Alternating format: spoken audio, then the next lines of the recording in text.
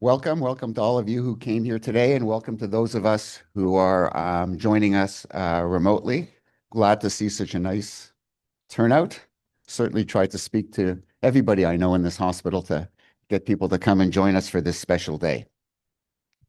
It's a real pleasure for me to welcome Dr. Julie Hallet to our hospital, and we're looking forward to having her share her expertise with us.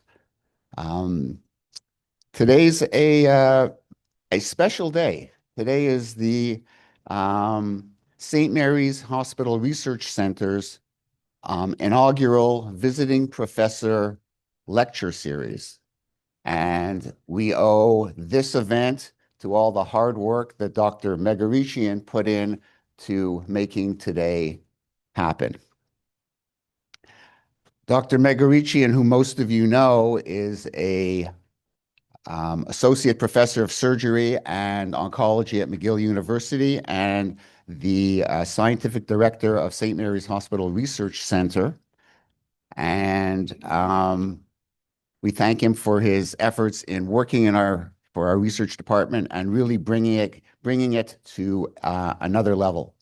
Ari, I'll ask you to come up and maybe say a few words and introduce our distinguished lecturer for today. Thank you. Good morning, everyone. Bonjour à tous. It's a pleasure to introduce the speaker today, our inaugural visiting professor at St. Mary's Research Center. I want to highlight that this presentation is a partnership with the McGill University Division of General Surgery. Dr. Hallet is also the Labow Lecturer, and I want to express my thanks to the Labow Endowment at the Division of General Surgery at McGill, as well as St. Mary's Hospital Foundation, our generous supporters for putting together this visiting professor program. Alors, Dr. Hallet est une finissante de l'École de médecine et du programme de chirurgie générale de l'Université Laval. Following that, she went to Toronto to complete a surgical oncology and hepatobiliary surgery fellowship. Just because it wasn't enough, she then went to France and completed a fellowship in complex surgical oncology at Strasbourg University, and along the way also completed a graduate degree in clinical epidemiology. In 2014, she was invited to join the faculty at the University of Toronto, and she's been a surgical oncologist at Sunnybrook Health Sciences Center since then, specializing in complex hepatobiliary tumors with a particular passion for the rare, weird, and misunderstood, the NET, neuroendocrine tumors. She is on multiple national and international committees. She's member of the executive of the Society of Surgical Oncology, member of the executive of the Canadian Society of Surgical Oncology, and a respected educator, clinician, and most importantly, a researcher.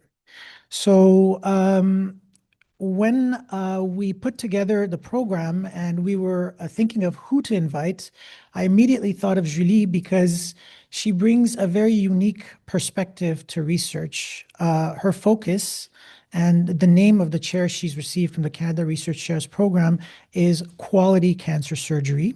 So that resonated very favorably. But more importantly, she's not trying to recreate the universe. She looks at common situations, common problems, and tries to fix solutions from within.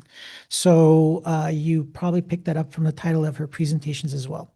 It's a pleasure to welcome you, Julie. Un grand plaisir de t'avoir parmi nous à St. Mary's. Hey, thank you. Hey, so thank you, everyone. Thanks for having me, and thank you to St. Mary's Foundation et Labow Endowment for allowing this day to happen. Et merci de l'introduction.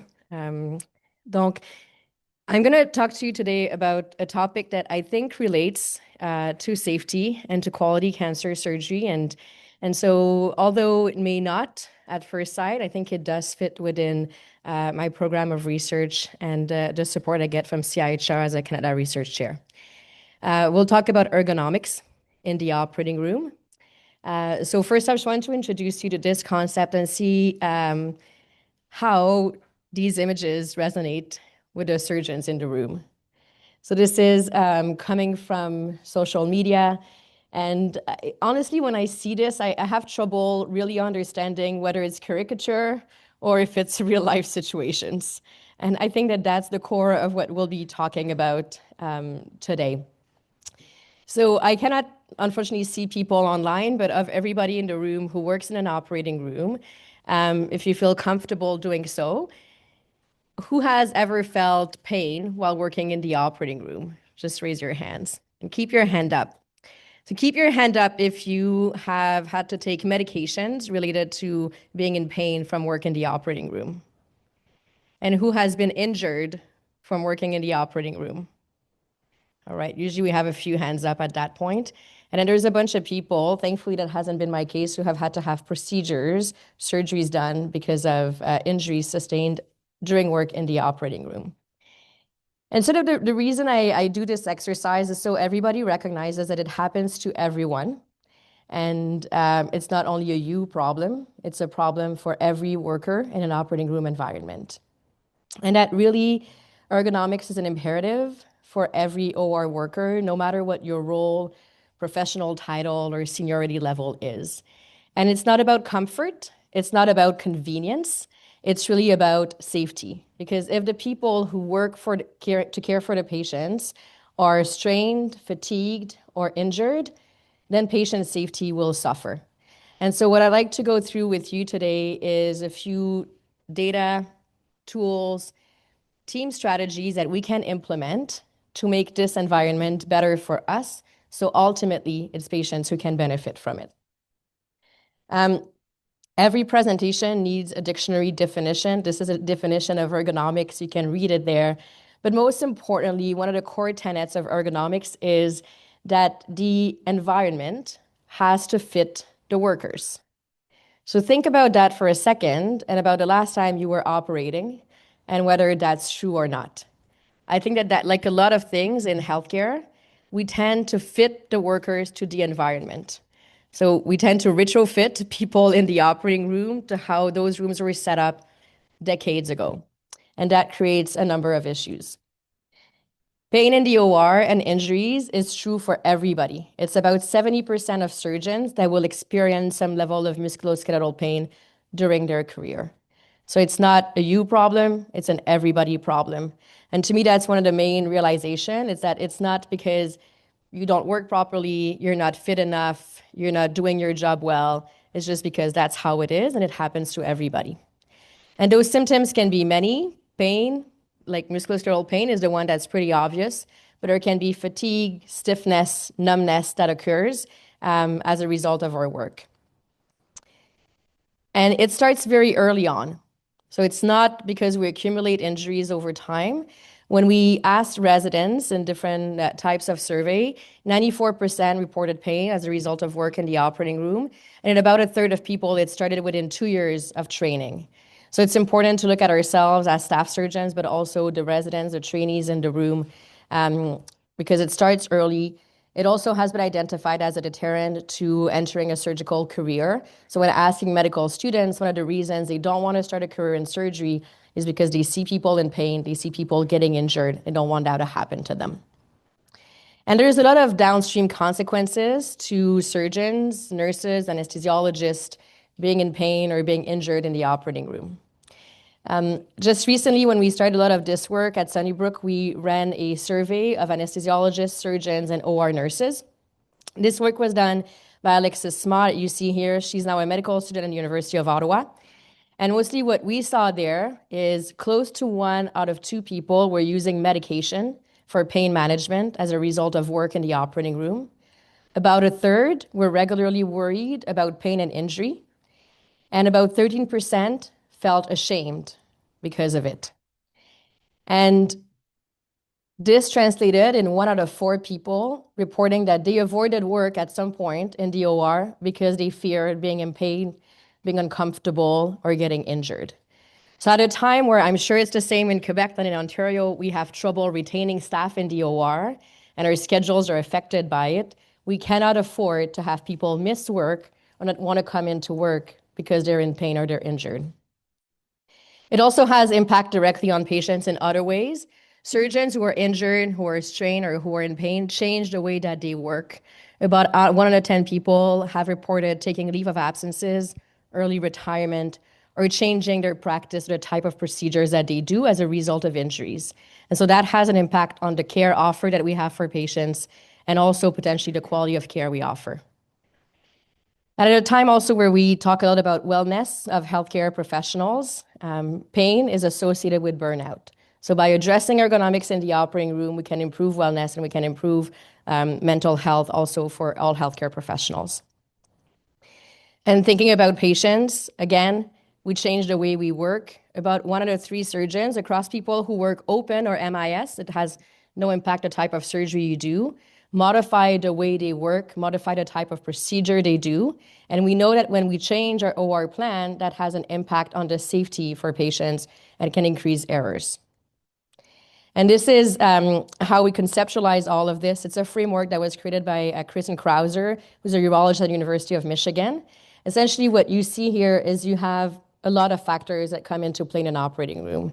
All speaks at the end of the day to ergonomics, whether physical or cognitive or organizational.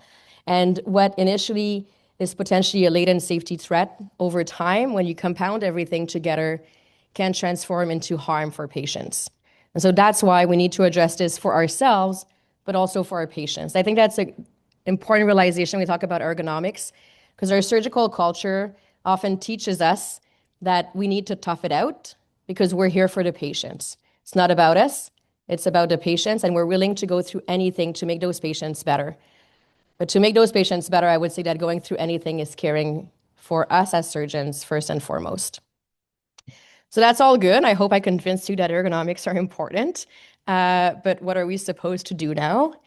So that's pretty easy. You just go on Google and you ask about ergonomic principles. So I have a beautiful list here. I could stop the talk now and just tell you to do all of this. So if you read through a little bit of this, how feasible is that in an operating room? To work in a neutral position, keep things within reach, reduce excessive motion, like easier said than done, right? At least that's how I felt when I read all of this. So as part of the survey we ran at Sunnybrook, we asked people about what were barriers to ergonomics in the operating room. This is a list of those barriers, and essentially you see there's a lot of red, meaning that there are a lot of barriers in here. When you summarize them, the main ones were education. People feel they don't have the knowledge to implement the appropriate practices in the OR. They feel that from an organizational perspective, they lack time, they don't have the right space or the right equipment to have appropriate practices, and that there's no guidelines that they can follow, and lack of support from leadership. So we'll dissect a little bit of that. And I think when we try to address those barriers and implement optimal ergonomics, it can feel quite overwhelming, and it can feel like there's a lot that's out of our control. So I like to think about this with the 3 circles of control, and that's why I'll try to get through with you today. There's few things that you can control as a worker in the operating room. There's some things that you can influence, and those are the things that we should focus on, those 2 circles. And then there's things that are concerning that we don't have much control over. And I would say that that's probably the realm of our leadership to address, and we need to talk with them. So let's start with individual adaptations. Those are within the first circle, so things that you can or I can influence. First, personal equipment. There's some things that are obvious here. Compression stockings are recommended. That's something that we can all do. Anti-fatigue mat, loops, and lead aprons, and we'll talk about that for a second. So who has an anti-fatigue mat in their kitchen? I got one. Doing the dishes, right? You feel better standing for a long time. But we don't have them in the operating room, and we spend more time standing in an OR in weird positions. And so interestingly enough, there's not a lot of data about this in surgery. The few studies are very small and kind of inconclusive because they're badly designed or they're too small. And when you look, however, at what OSHA recommends in the US, and there's similar recommendations in Canada, this use is recommended for employees who need to work in uncomfortable conditions. I think that applies to anybody in an OR. So we went with that to our leadership in the OR at Sunnybrook and asked to get anti-fatigue mats. And so we got 2 of them for a trial period. And then we said we like them. We want to have more for every OR. And the answer was no. It's too expensive and it's not evidence-based. And so that's why you see here that there's my initials are on there with OR 1 and 2. Those are the general surgery ORs at Sunnybrook. The reason is that I purchased them. I checked like what was okay with IPNC, purchased the mats, brought them into DOR. We have 4 now, one for each side of the table for the 2 rooms, and want to make sure that they stay in our rooms. Despite these big writings, it doesn't really work. Now everybody steals them, and we have to go through the entire ORs to find them every time we have cases in general surgery. But all that to say that it's very hard to get that support sometimes, and we have to do things on our own. Second is loops. I think more and more specialties are now using loops, P's, thoracics, HPB, vascular, and you see the angle that your neck is flexed when you're wearing loops. And this is similar to what is called now texting neck, which is apparently quite prevalent amongst younger folks. And what this means is as we flex our neck to look through our loops or to look at a phone, there's an exponential increase on the weight that is applied to the cervical spine, and then there's significant risk of injury. So how to prevent that? The first thing is to fit the loops properly, and you may need to have your loops refitted as you change over the years in your career. With the QR code, there is a sort of curriculum or protocol that people can use, was developed by a team of residents at Columbia to look at the different ways to adjust the loops correctly. And then second, there's also new loops that are called prismatic that allow for surgeons to keep their head straight but still look down through a deflection mechanism within the loops. So I'm still waiting to get those eventually. And that apparently those who have used them are very, very satisfied with it because you have less forward head posture, makes things more comfortable. Lead aprons, the recommendations here are to actually use them only for the parts of the case when you need them, and to use the ones that are like the skirt with the top rather than the one piece, because they're better for your body and the muscle mass and the spine. So what this means, for example, in general surgery, we use lead aprons when we do cholangiography intraoperatively that lasts for 5 minutes for maybe an hour of surgery. So the suggestion is you don't put it in to start the case. You start the case when you're ready for the cholangio, unscrub, put the lead apron on, do the cholangio, and then when you're done with the cholangio, take the time to unscrub, take it off, and get back to the OR. It just takes a few minutes. It doesn't really prolong the OR time that much, but can make a world of a difference on your health. Then you want to think about how we set up the operating room. So this is a true picture from a case that I walked in on a Tuesday morning. This is how, from the door of the operating room, lots of clutter. We use the operating room for storage when we don't have space for storage outside.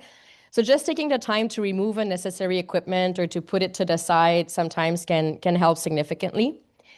Second, take the time to adjust the table and the monitor height. You want to have the table at the elbow of the tallest person in the room, which means that for me as a short surgeon, I have to stand on step stools so that my taller fellows are able to operate comfortably. And that's something that we just need to do and think about. One thing I realized doing this work is the monitor for laparoscopic surgery or any minimally invasive procedure. The right height is not at eye level. It's actually a little bit below eye level because that's the way that our head will rest naturally. So about 15 degrees below and 3 feet distance are the recommendations. And then you want to stand tall and straight like your mother told you when you were a kid. I'll talk about this in a moment because, again, easier said than done sometimes. And then there are small things we can do that make a big difference. For example, in abdominal surgery, tucking the arm. You can see what our body looks like when there's an arm board and we're trying to get access to the pelvis, for example. If you take a few minutes at the beginning of the case to tuck the arm, then you can stand straight and you don't have to contort like this. I talked about posture. So the trick here is a posture reset. It's impossible to stand straight for an entire surgery and still do the work well. I'm a liver surgeon. Most of my work is to actually pull the liver out of the retroperitoneum in the right upper quadrant and bring it into the operative field. To do that, it is impossible not to have to bend over and flex our spines. So we have to do it. There will be at-risk positions. The important thing is not to maintain them for too long. So what you want to do is you get that at-risk position, but then there's a reset at some point. Okay, now I'm going to stand tall, resume a neutral position, and then we go back at it. And when I do that, I tend to tell the rest of the room so that the nurses can do the same, the residents can do the same, and then we get back at the work. It takes a few seconds, can make a big difference. And then this is probably one of the things that people take the most after I give those talks is micro breaks in the operating room. There's randomized controlled evidence that micro breaks work during surgery. So this is from the Mayo Clinic, Susan Halbeck's work in Rochester. And what they did is they had surgeons randomized to taking micro breaks and others not.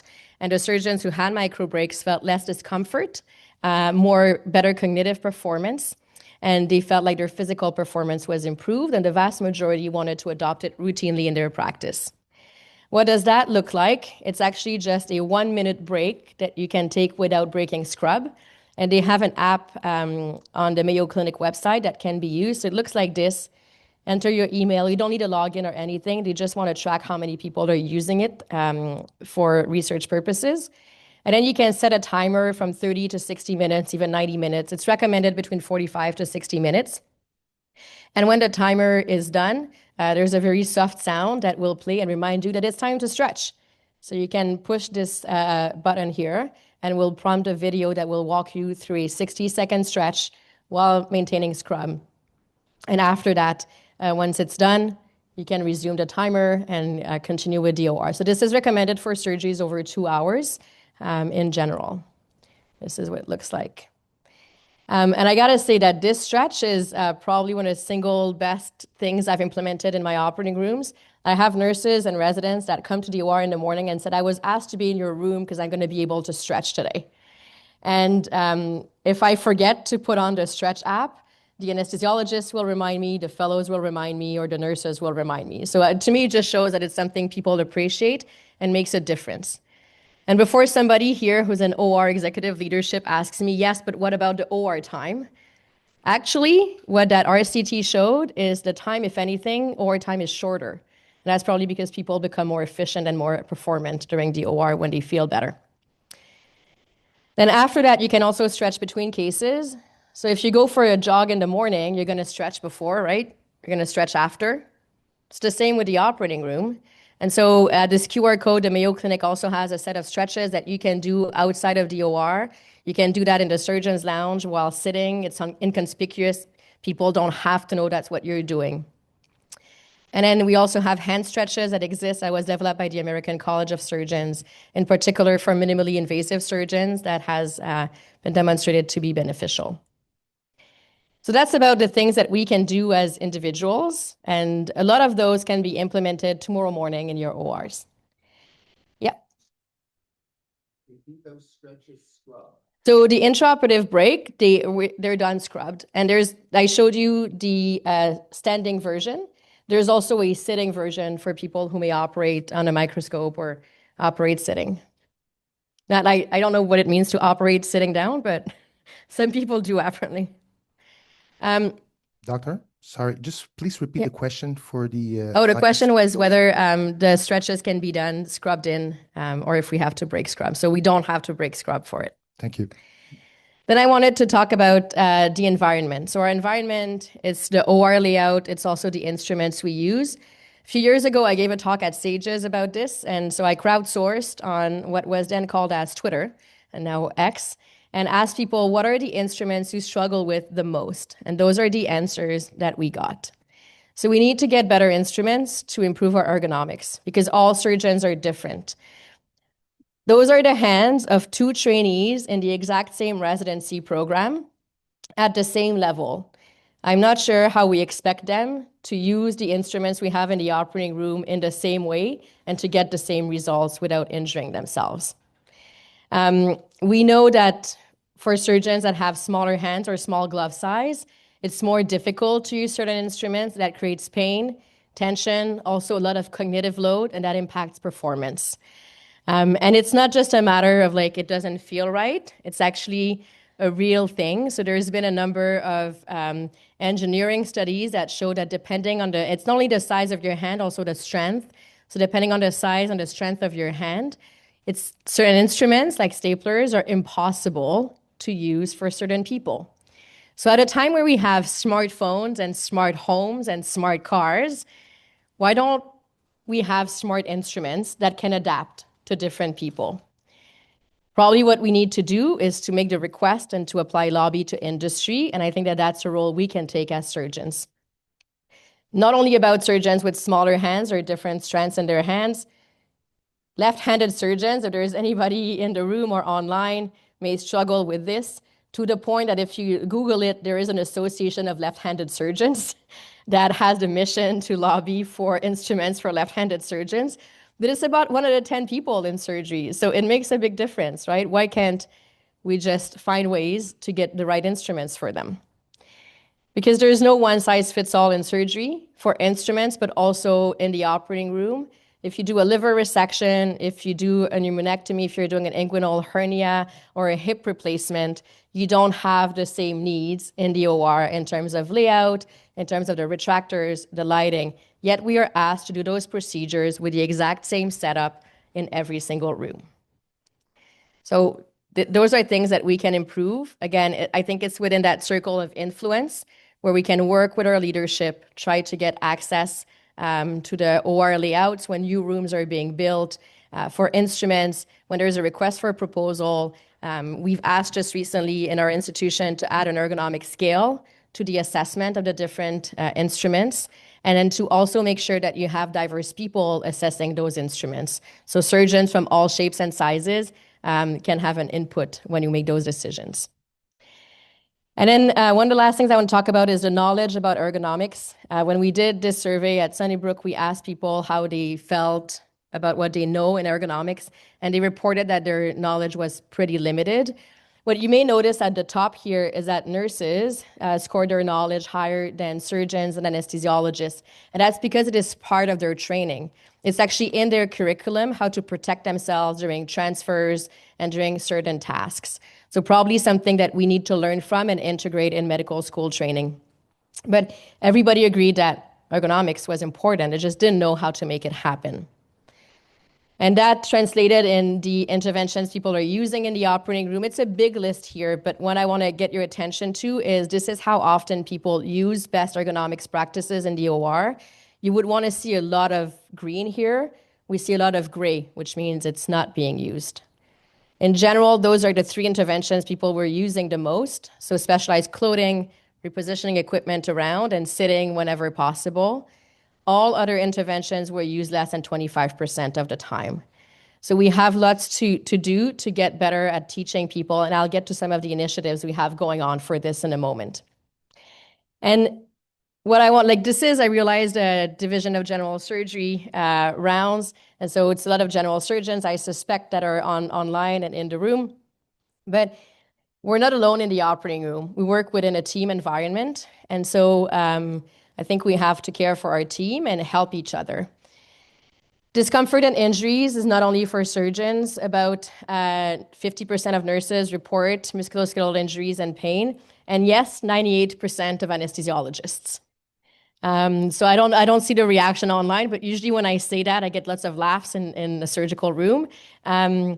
They do get injuries. They're just very different in what we have. It's lots of twisting and bending to get to the machine and get to the drugs and then the patient. And then there's also bad positioning during intubation, line placement, and so on that can trigger injuries. And when we, again, did that survey, in the open answers, one thing we realized is a main barrier to implementing optimal ergonomics was that people feared the perception of others. Over 60% said that the reason they were not asking for ergonomic adaptation or best practices is because it was badly perceived by others. And that second comment there, I'm pretty sure, is about me. It's a nurse who talked about her surgeon's wellness mat as an unwieldy personal item of surgeon convenience. So, and that's not to call it the princess mat, which is what I've heard it called a few times. They also said, people said that 90% said that the teams were not familiar with ergonomics. And teams in general did not talk about their injuries. They did not talk about how to set up the room ergonomically. And so that limited the ability to implement best practices in the OR. Once we had that survey, we wanted to dig a little bit deeper. So what we did is a qualitative study with interviews of surgeons, anesthesiologists, and nurses. Again, that was run by Alexis that you see here. And what we found is those 5 major themes, you have 3 here. First, we tend to embody the physical limitations in the OR, and that has repercussions physically, but also cognitively. Second, a lot of the limitations of ergonomics in the OR are perceived to be from the organizational level. So it's instruments, OR layouts, time pressure, but the workarounds, the solutions are individual. People will figure out ways to get around it, but often will add pressure and risk of injuries through those workarounds. So this is one example of the quotes we have. It's a surgeon talking about residents and I just say to them, listen, you can't complain about it.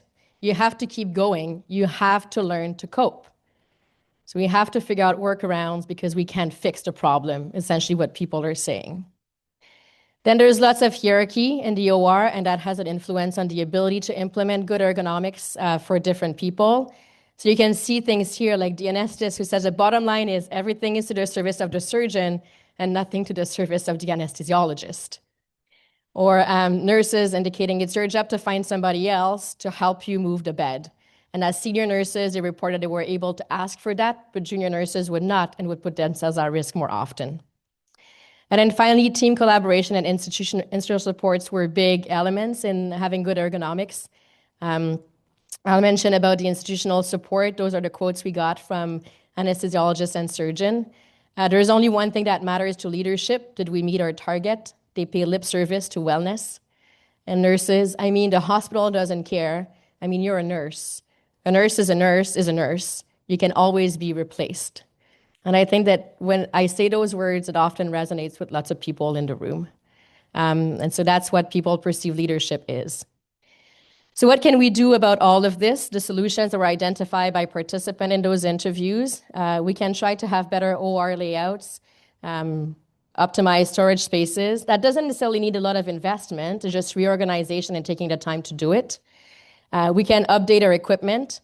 So some ergonomics adjuncts, like for example, the mats for anesthesiologists, it's like IV poles that can go up and down and that actually work, make a difference for them. Having an ergonomic assessment and request for proposals I mentioned earlier. And some of the workflow as well, like allowing the inclusion of breaks, allowing time for teams to set up the OR in an ergonomic way at the beginning of the case. Those are all things that organization can work on. And then at the end of the day, a lot of the team dynamics come down to psychological safety. And one thing I struggle with when I talk about psychological safety is that it's great, it is absolutely needed, but how do you make it happen? It's not enough to say you have to have a psychologically safe OR. Won't make it happen magically, and exhortation to do so don't make things happen. And so what we're looking at right now with our team at Sunnybrook is sort of standardized ways and interventions where we can create an environment that fosters psychological safety. The first one is team design. So when you have stable teams and familiar teams that work together a lot, they can speak up more often, they can talk to each other, they can make each other informed of injuries. So we were talking yesterday about the first men's hockey team game will be today at the Olympics. I'm pretty sure that if one of those players has a major injury right now that they're playing with, their teammates know about it. And they're going to adapt their game to that. In the OR, we often hide it. We don't often say that we're injured. If we're able to safely mention it to our teams, I'm sure there's ways that we can make things better for each other. And then we can improve training as well. So I'll just go through that to finish. In terms of training, there's a number of ergonomics workshops that have been reported and described, and those are published, but they're really like just sit-down classes, and the impact of this can be quite limited in education. So what we are developing right now at Sunnybrook is this curriculum for operating room ergonomics. It's led by Fahad Alam and Rahman Sohi, who you see here. They're two anesthesiologists who are expert in simulation for medical education, where we're going to have nurses, anesthesiologists, and surgeons work together in a simulated operating room environment to learn optimal ergonomics practices and how to support each other in that. We also want to work on a surgical timeout. I'm sure you all do a surgical checklist in the morning before starting a case. It's about patient safety. Well, team safety in my mind is also patient safety and should be included in this timeout. So we are working on this right now. Again, Fahad Alam is part of this, and then Andrew Gabrielson is a urology fellow in the United States. And what we want to do is have maybe like a 1-minute timeout for ergonomics, where we review certain best practices set up in the room to improve things, and also create a time where people can talk about it openly. And so that's in the works right now. We're doing a Delphi process to build a timeout, and we'll have simulation and clinical testing. So to conclude, I think that there are certain environments where danger or hazards are pretty obvious. That was the case in South Africa when that leopard was looking at us very intently. But there's other environments that seem clean and safe and familiar where we may not suspect that there's danger. And so I think that an operating room should probably look more like this than the photo that you saw before. So we recognize that there are hazards and we can address them. And to do that, I hope that I was able to convey right now that each of you has a role to play in that, whether it's through individual things that you can control or your circle of influence where you can ask for changes or advocate for changes. So I think that those are the things that tomorrow morning you could implement, talking openly about ergonomic challenges, like as a staff surgeon, just saying, I'm hurting right now, I'm going to take a little break, allows trainees to feel like this is all right and that they can do the same. Invest in some personal equipment, take the time to set up the OR before starting. During the OR, think about posture reset and implement the intra-op stretch for you and the entire team. And then next is kind of the circle of influence where we can advocate for changes. So promoting ergonomic education, working as a team and thinking about the anesthetists and the nurses there. To me, one of the big things that I've done now is when I do laparoscopic surgery, usually I put the monitor at the head of the bed, like over the patient's torso, because that's what's best for me in upper GI surgery. That completely blocks the anesthesiologist access to the patient's head, and they have to contort under the drape if anything happens. So now we set it up, I ask them if that's okay, and we find the right spot together before we start the case. Takes a few seconds, makes a big difference. And then finally, you can advocate within your organization to include ergonomics consideration in OR room layouts and in RFPs, for example. And so with this, if you're interested in learning more about ergonomics or participating in making change happen, I invite you to join the Society of Surgical Ergonomics that was created just a few years ago, but it's a very dynamic and young society looking for new members. And with this, thank you very much for your attention, and happy to take any questions.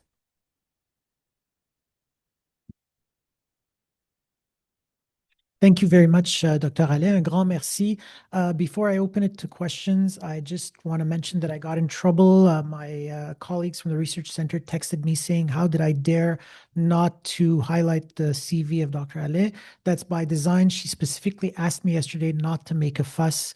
But since I got in trouble, I'm going to oblige.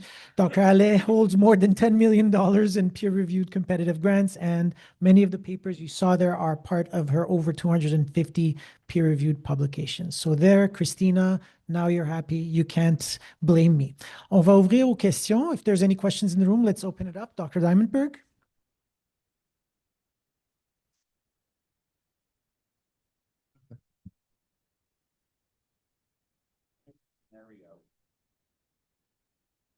That we see in orthopedics, you're operating usually on one leg, is that one person on one side of the table is comfortable and the other person on the other side of the table is uncomfortable.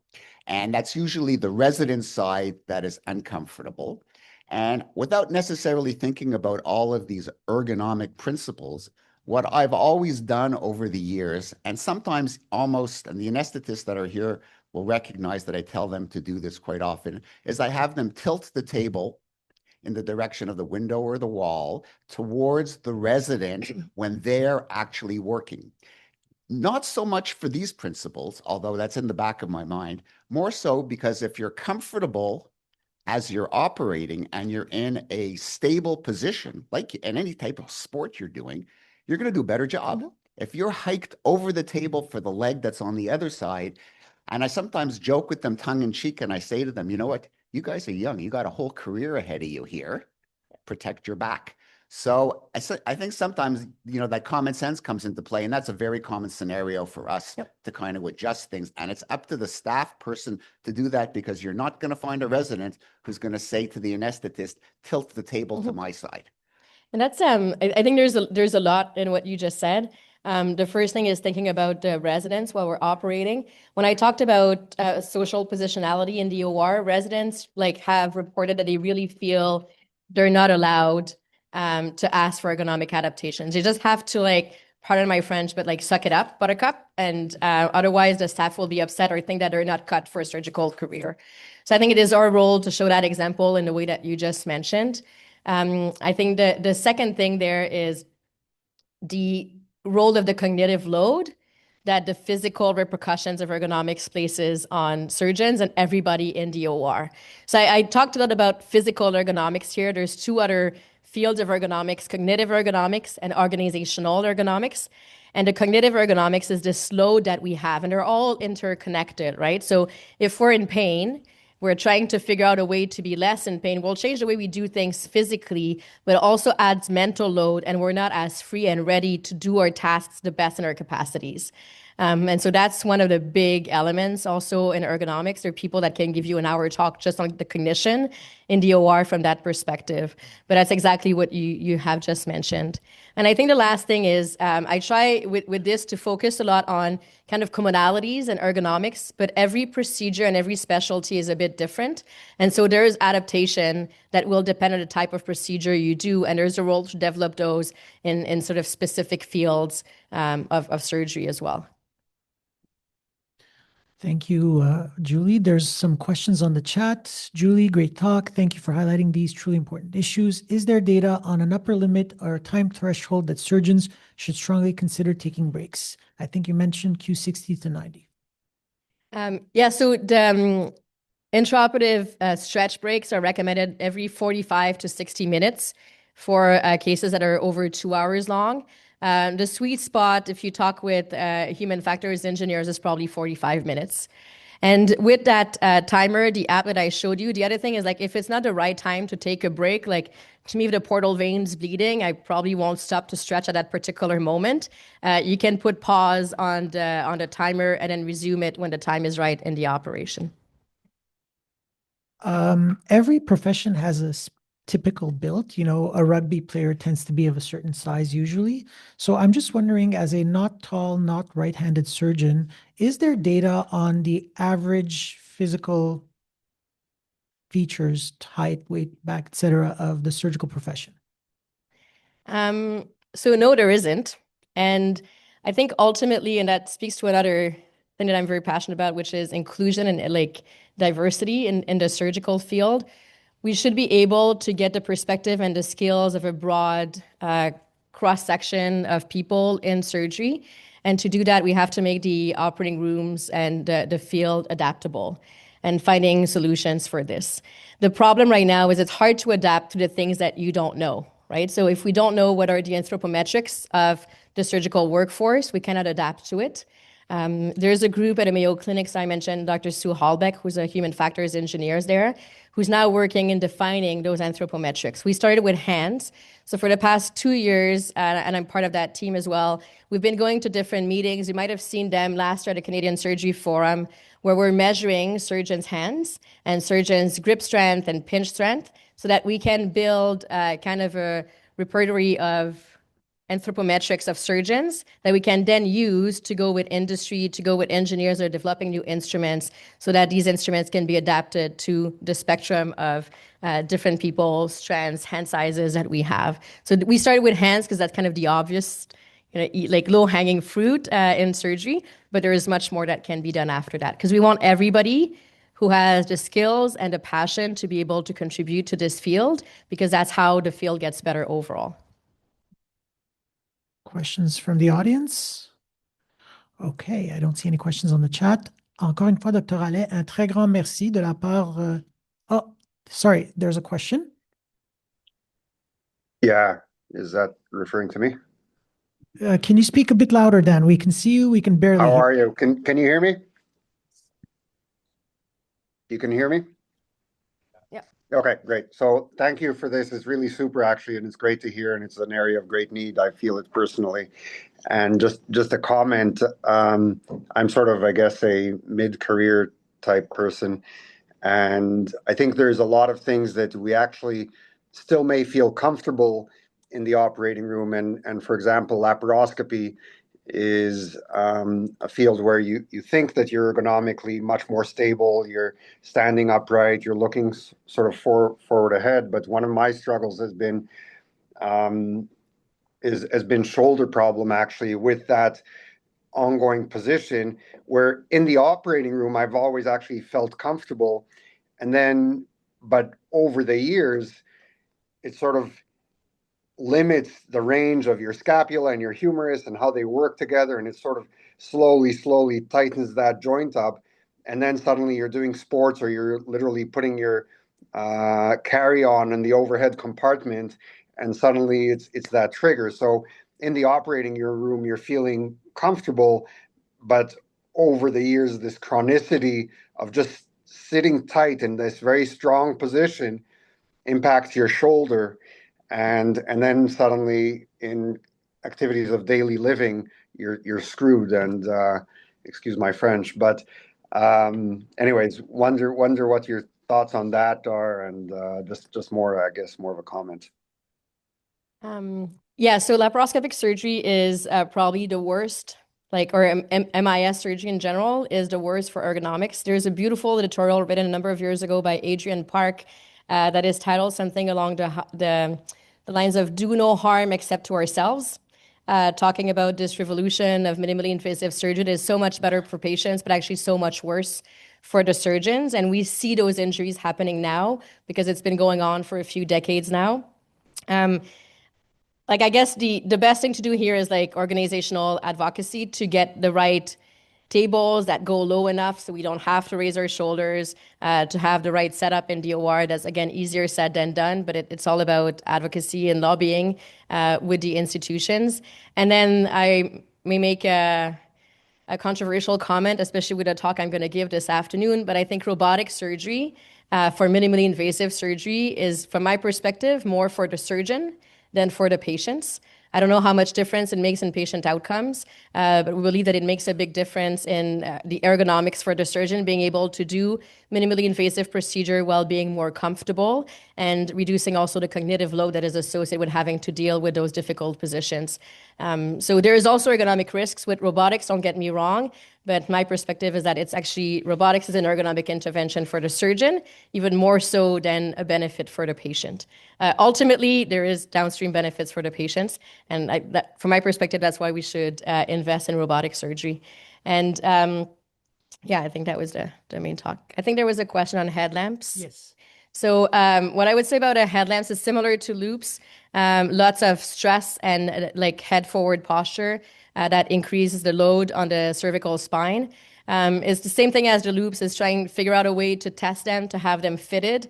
And the way to do that is actually a lot of hospitals have in occupational health departments, ergonomists, physiotherapists, occupational therapists that can help you test these things out. So it can be worth, when we're looking at different models of headlamps or loops, to have them engaged and do ergonomics testing with us. The caveat is, depending on your institution, because you're a physician, they may ask you to pay for that service, whereas it would be covered for most healthcare professionals that are employed by the institution. But those services are available. And I will put in a plug, they're also available to help you set up your office, for example, or your clinic space, which I didn't touch upon, but also has an impact on our risk for injuries. I believe there's no additional questions on the chat.